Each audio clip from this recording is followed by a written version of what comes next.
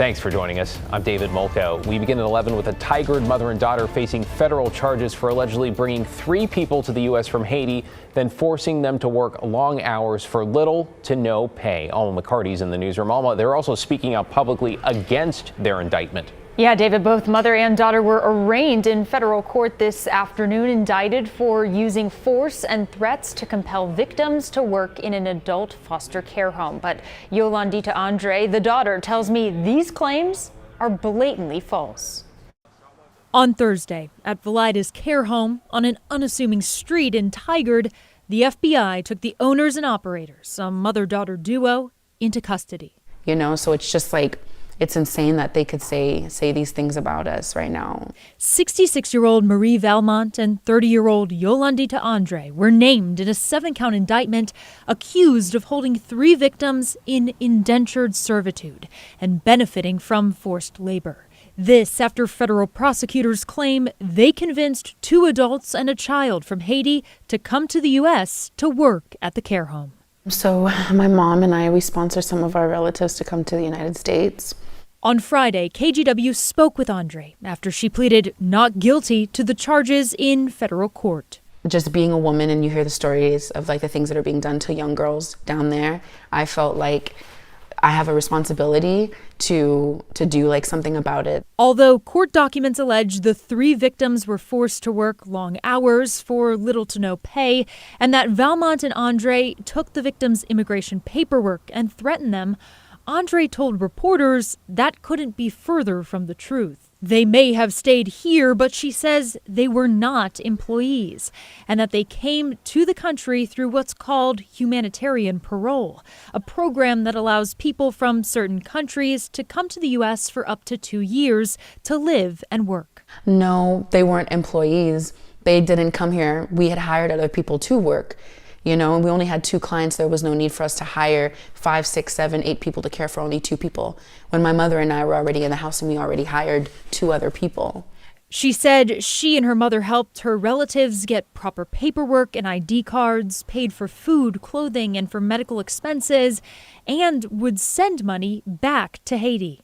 In our community, it's just so normal to be so overly generous and put your family and everybody first. So Andre says to be criminally charged, accused of indentured servitude, is shocking.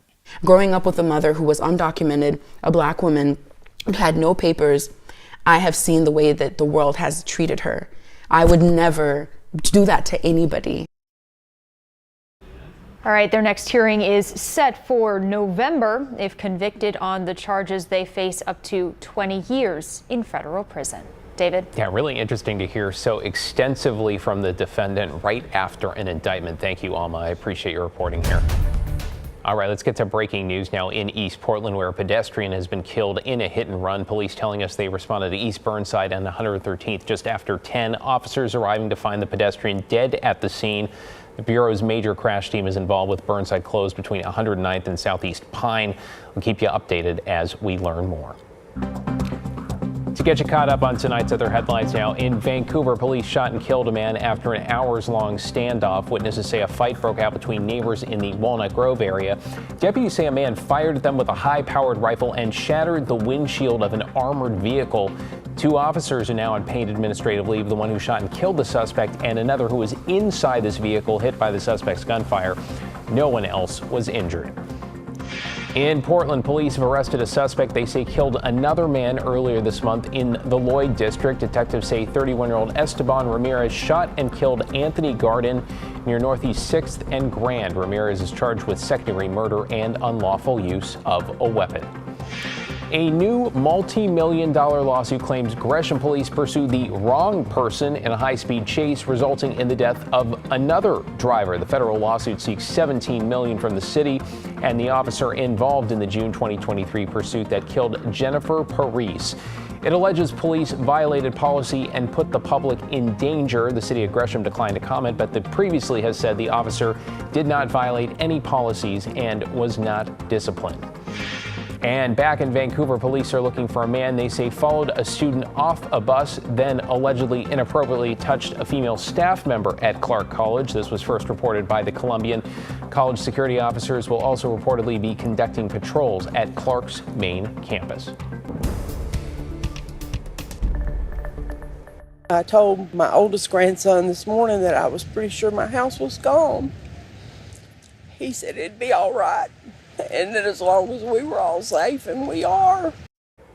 Tonight, millions of people across the Southeast are picking up the pieces left behind by Hurricane Helene. Many of them, they say, in some ways, counting their blessings. The storm made landfall last night in Florida's Big Bend as a Category 4, but even as it weakened, it caused incredible damage across hundreds of miles into Georgia, North Carolina, even into Tennessee. At least 44 people have now been killed. More than 4 million people are without power across a handful of states. Cities, even those far from the storm center, have also reported severe damage from flooding, landslides, and more. The first 24 hours we focus on search and rescue. Over the next 48 hours, we will add what we call search, secure, and stabilize. Alongside first responders, some 30,000 power crews rushing into the hardest hit areas, as well as the military. And 10 people from the Red Cross here in our area are now headed to help, with more willing to go. New tonight, talks between Boeing and the Machinists Union have broken off, with a strike now into its third week. Tonight, the union says while conversations were direct today, there was no progress around key issues, and negotiations ended with no further dates scheduled. Nearly 30,000 workers remain on strike. According to one estimate, the strike has now cost Boeing employers and suppliers $1.4 billion. Well, meanwhile, efforts to get offshore wind going in Oregon are on hold, it appears, indefinitely. Today, the Bureau of Ocean Energy Management postponed an auction for wind energy developers, citing insufficient interest in the project. So this came after 4 out of 5 developers in the running pulled out in the last couple days. And this all comes after years of concern on the coast from the fishing community, tribes, and environmental groups. This very morning, Governor Tina Kotek sending a letter asking the federal government to cancel the auction. We talked with a fishing industry executive based in Newport. We are not going to move forward with the lease sale in October. And this is by far a huge relief to many of us who have stressed that this process has been rushed. No word on if or when a new auction could be held. A man who says he has the only independently owned pharmacy in Clark County is on the brink of shutting down. The owner of Square Care Medical and Pharmacy in Vancouver says his business is essentially being crushed by several things at once.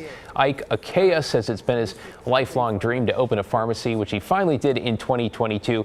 He says foot traffic has been a challenge, as are low reimbursement rates from insurance companies.